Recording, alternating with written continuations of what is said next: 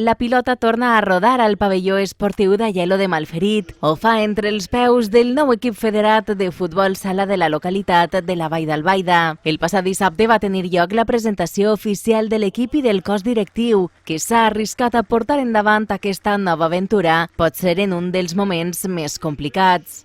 De moment esperem que la pandèmia pugui anar-se'n i el Covid ens pugui deixar jugar i puguem anar a molts llocs per a poder jugar i disfrutar del futbol.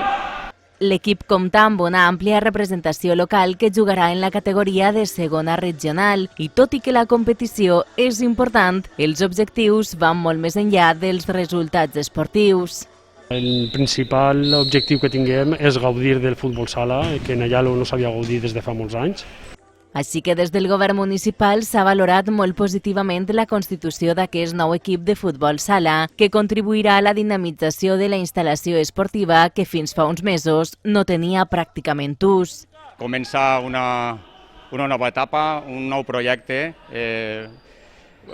gràcies a la iniciativa d'estos jugadors, podem dir que en el nostre poble ja comptem amb un equip federat de futbol sala, cosa que no havia passat. I res, l'Ajuntament el que vol el que pretén és, dins de les seues possibilitats, ajudar en tot el que puga i demanar que siguin un referent per a més menuts que s'inicien en aquest esport tan bonic.